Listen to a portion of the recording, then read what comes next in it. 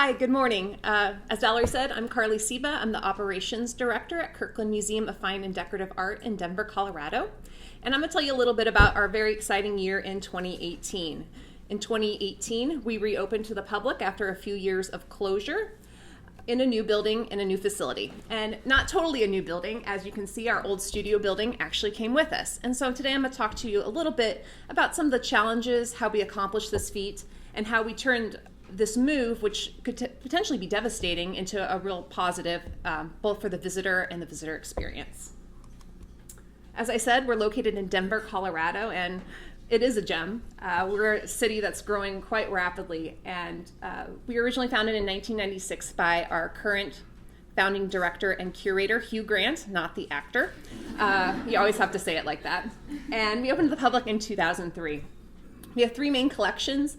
The first is Colorado and regional art. The second is international decorative art, which covers every major design period from arts and crafts to postmodern. And then the paintings in the original studio of Vance Kirkland, who is our namesake. We have about 30,000 works in our collection. It's massive. All those things, when we moved, had to be packed up and brought with us and slowly still being unpacked. 4,400 are on display at any given time, and that collection encompasses about 1,500 artists and designers. We're shown in a salon style, which is a little bit different than a traditional museum setting. Salon style means to us, we're shown in a vignette sort of way. So you'll see fine art, paintings by Colorado artists on the wall. You'll see light fixtures, textiles on the floor, tables, chairs set with glassware, place settings, you name it, we have it. Vance Kirkland was born in 1904 in Convoy, Ohio, and he moved to Denver after going to art school, and people asked him why he was moving to Denver. It was such a cultural wasteland. He was a painter, an educator, and a collector. He had 5 major design styles, which were pretty diverse, everything from design realism, surrealism, hard edge abstraction, abstract expressionism, and what he's probably most famous for is his dot paintings. You can see a dot paintings behind him in this picture, and I'll talk a little bit more about how he painted those. He was a master watercolorist, and he used many mediums throughout his lifetime. These dot paintings, many of them were oil and water mixed together to create these sort of amorphous, nebulous shapes. He was an educator when he came to Denver. He was the founding director of the current University of Denver School of Art, and he also established the Kirkland School of Art, which is run out of the studio building, which we now have. As a collector, he was very well traveled, and so in his travels, he was a great appreciator of great design, which is why we have the International Decorative Art, and he collected many things during his travels throughout the world. This is our studio building. It was built in 1910, 1911 for another Denver artist, Henry Reed. It was used by Henry as a studio and art school building. That's been its entire history. It's never been used as a home. No one has ever lived there. It's Denver's oldest commercial art building. And here you can see our old museum. On the far right is actually the studio, and in the foreground is an addition that was added in the 1990s. And as you can probably see from this picture, the addition was done in the arts and crafts style, same as the studio, and they were very much a seamless sort of integration. So when visitors came to our museum, they often had a very difficult time and could not understand that this was actually an addition added much, much later than the original building. It was about 10,000 square feet. And for 30,000 objects, you can do the math, that's not a lot of space. Here's a picture inside the studio in our former location. You can see probably the first thing you might notice is there's a lot of stuff, and it made it very hard for visitors to move around. On the right, I want to point out this is Vance Kirkland's studio workroom. How he painted those dot paintings is what we call the reverse Michelangelo. So instead of on his back painting up, he was on his stomach, hovering sort of over these canvases using dowels to place the dots one by one. Vance Kirkland was also synesthetic, and for those of you who aren't medical people like me, kind of the quick, simple definition of that is his senses were confused. So when he would hear music, he would see color, and so he'd often listen to sort of dissonant rock music and opera music, and he would paint those colors, and it resulted in these kind of bold, bright, almost clashing tones that sort of vibrate. But in this picture, you see the staircase. The staircase was part of the addition. It was never part of the original studio as Vance would have seen it in his day. Visitors always, oh, does that lead to Vance's living room, bedroom? What's up there? Staff offices. But it really took away from the original condition of the studio building.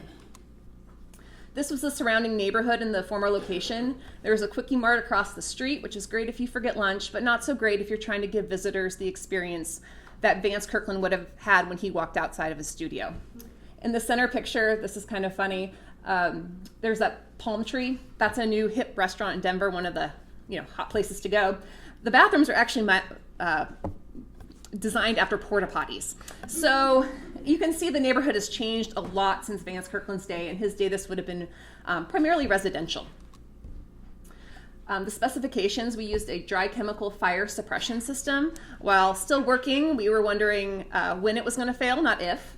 It had a steam humidifier, which in dry Denver is essential, but however, steam resulted in a great variation between the high and low points. And then we used fluorescent and halogen lighting, so it cost us about $3.33 a square foot to heat and cool the building. In this picture, this is in the studio. You see a lot of things from a lot of different eras. We have a picture frame by Charles Rennie Mackintosh of the Glasgow School. There's a balustrade from the Paris Metro. Directly to the left of that is a settee by Louis Majorelle, and they're all sort of clumped together. And so when visitors walk through, they had no understanding of what these were, why they were there, how they were all kind of just together. And these were objects that Vance never owned, never saw, were never in his possession. So again, it was a very confusing experience for our visitors to understand how this all sort of fit together. So as we realized we were outgrowing our space, we worked closely with our neighbors, the historic Denver City, the Landmark Preservation Commission, and really the whole goal and what we achieved was we communicated. We communicated early, we communicated often, so everyone knew what we were doing and why we were doing it. After a lot of debate, at first we were like, well, can we add on to this building? What can we do? Really the only conclusion we could come to is that we actually had to move the studio building and build a whole new facility. So in this communication, obviously there was a lot of concern, and some of these folks, especially Historic Denver, at the beginning of the process were our greatest enemies, sort of in this process. They actually became our greatest allies. Historic Denver said, the particular context of the existing structure in its current location is difficult to read as historic. Changes in the neighborhood over time, as well as additions necessitated by the museum's growth, have obscured the historic structure. Currently, few visitors realize the distinction between the old and new. The distinction can be reestablished creatively in the new location. And that's really what we tried to do. We tried to bring the heart and soul of the old studio building and Vance Kirkland's work to the new building. Here is a few snapshots of the move. We dug underneath the building, and it was put on 8 sets of 8 remotely controlled wheels. And it was about a 1.1 mile move. It took 14 hours, some of the most stressful 14 hours of my life. Here is just a few seconds of video I want to show you. So we were able to turn this into a bit of a media sort of coup. Public lined the streets during the whole move process. Media was out in force recording this, and it really became this sort of triumphal move.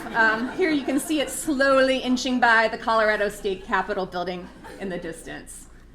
Okay. This is like 5 o'clock in the morning or something? We did it overnight. So on the far right is the original location. On the left here, closest to me, is where we are now. What you can't tell from this map is this is actually uphill to the former location. And so visitors never really made it from this area up to Kirkland Museum. We've now relocated to an area where our neighbors are the Denver Art Museum, the Clifford Still Museum, History Colorado, and we've really created this sort of cultural campus in Denver where visitors and residents alike can come to one area and see great art, great design, and just have a really good time. So this is our beautiful new building. We've almost quadrupled in space. We're at 38,500 square feet now. It was designed by architect Jim Olson of Olson Kundig, and Jim really spent a lot of time immersing himself in our history and our story to try to find a way to incorporate this sort of old and new together. Here's the interior now. That pesky staircase is now gone. The studio now has things that Vance owned and collected during his lifetime, including all those books and records you see. And then on the right is another visualization into the studio. We kept the same orientation, so it still gets the exact same north light that it got in its former location, but now visitors can maneuver much more easily through the space and really see things Vance owned and had a connection with during his life. Our surrounding neighborhood has also changed quite a bit. As I said, we now have some great neighbors. In this picture right here, closest to me on the bottom left, you can see the Gio Ponte building, the Denver Art Museum. That sort of triangle is another part of the Hamilton building of the Denver Art Museum. And then in the distance, you can see the Michael Graves designed Denver Public Library. In the top right, the building on the left is the Clifford Still Museum. And we really were intentional about doing our building a little bit different because you see a lot of grays, a lot of dark tones, and our building is now bright yellow encased in terracotta tile and gold leaf backed glass. I know, very fancy. So while the experience for the visitor really hasn't changed that much, they still get that heart and soul when they come in the door. The physical building, the guts, so to speak, have changed quite a bit. Instead of that old dry chemical suppression system, we now have a Vesda XLS alarm system that's very high-tech, very focused on visitor safety. We also now use geothermal energy. Again, visitors don't know the difference, and we have controlled humidity. So our curator is doing somersaults over our constant 33% humidity that we have at all times. And we also switched to incandescent and LED lighting. So our gas and electricity bill went from $3.33 a square foot a month, now we're at 15 cents. So an amazing savings. And we're also, not only safer, but we're a much more green and environmentally conscious organization now. This change has been reflected positively in our visitorship and membership. You can kind of see the trends were holding steady or even going down in some cases over time with this new building when we reopened in 2008. We definitely had a spike, but the trends have continued into this year that we're seeing fantastic visitorship and interest from not only local folks, but from people from national and international. My favorite quote here is, "The new museum is so great. It's modern in all the right ways while keeping enough of the feel of the original museum." And that was really our goal. We didn't want to change the experience for visitors. We wanted to make it better. We wanted to make it more digestible and more understandable as a story to tell them. This is a map of the museum as it is today. You can see Vance Kirkland bookends the experience. So when visitors walk in, the first gallery they can go into is the Vance Kirkland Gallery, which includes a retrospective of Vance's life and painting career. At the other end of the museum is the 3-room studio building that we moved. And so as you stand in this sort of long promenade gallery, you can look from one end to the other and see Vance Kirkland. In the middle is our 6 time travel galleries, as we call them, and it takes visitors from the arts and crafts through Art Nouveau, Bauhaus, Art Deco, modern and postmodern galleries as time frames. So the Art Deco is shown with the Art Deco. The arts and crafts is shown with the arts and crafts. And so we no longer have Louis Majorelle mashed up against Charles Rennie Mackintosh. This is the view down the promenade that I just mentioned. You can see a few of our little vignettes. In this picture, we're looking toward the studio building, and that's a Vance Kirkland on the far wall. And then the 6 galleries surrounding are the time travel galleries. I want to leave you with this. This picture in the background is Vance Kirkland's painting he was working on when he was died. Like this painting, we're still unfinished. We still have a lot of work to do. We still have a lot of feeling out sort of the building and how it's going to work. But, and we're still unpacking, to be honest, but